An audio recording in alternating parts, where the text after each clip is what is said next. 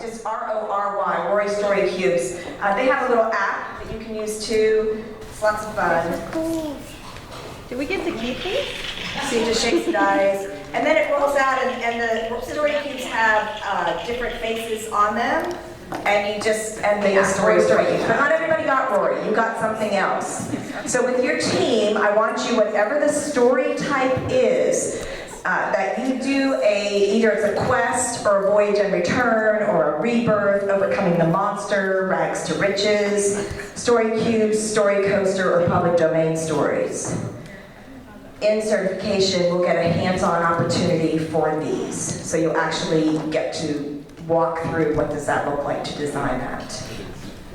Who's using stories right now? Who's using narratives? Good, good. Let me give you an example. Yeah. Okay. Where am I? Here we go.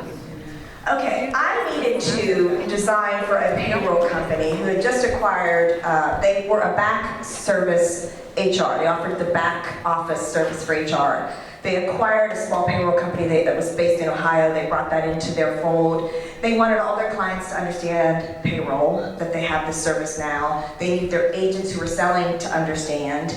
And so they wanted a basic 6-hour payroll law class.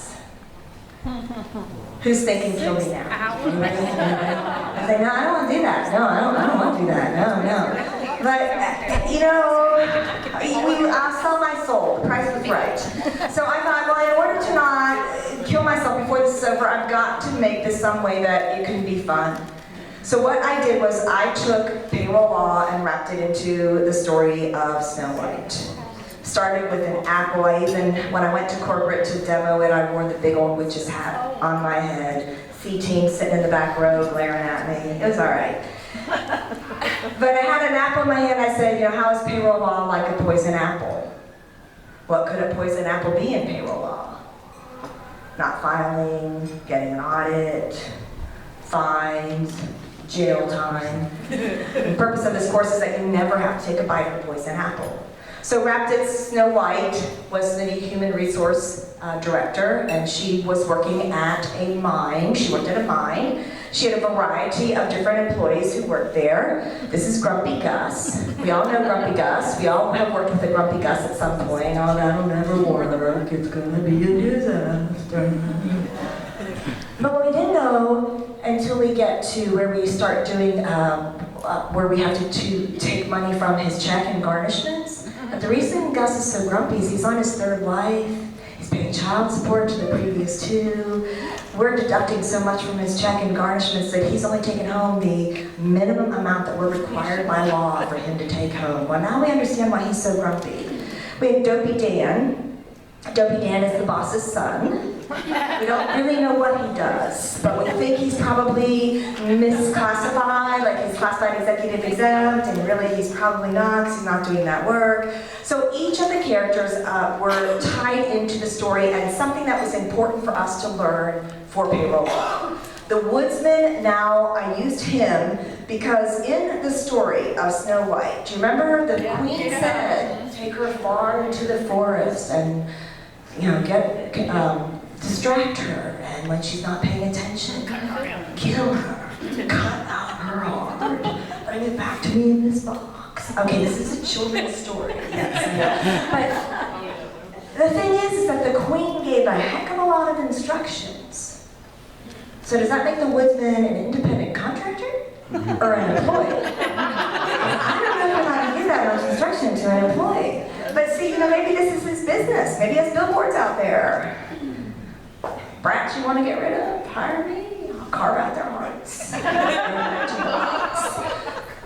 The IRS, they care. This is one of the main things they go after in businesses is the exemption at whether they're classified incorrectly because of money, tax dollars. So we don't have to know the 20 different guidelines that the IRS uses, but we need to know they exist. And we need to know it. A lot of it has to do with how much instruction we can give as far as how they can do their job. So that's just one example of taking any type of story. You can use a movie, Hunger Games, Divergent, Star Wars, It's endless, once you start thinking about it. Okay, with your team. In order to find the lead protagonist must very often defeat a foe of some kind. Your challenge is to use the riches formula to create an epic adventure for gamification and clever training program. It's like a brain. It's like a brain. A cracked egg. Rags to riches, good. So that's like Here. Before you drop the bag there, let go of some of that sand. What was yours? Yes. A little rope around the edge. Has multiple challenges. I mean that in the nicest cold-hearted.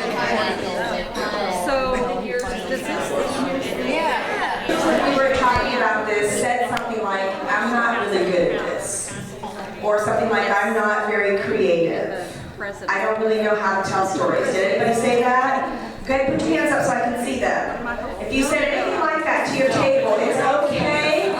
Everybody who got your hand up, thank you for being honest. 100 points for you, thank you for being honest. See? Who's able to come up with some idea at your table? Were you able to come up with something? Go ahead and give your table 200 points if you came up with something. All right. We did the whole till.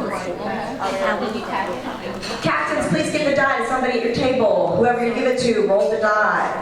On level 2, the corresponding space is the number on the die. Tell your team how you can apply what that space says in real life.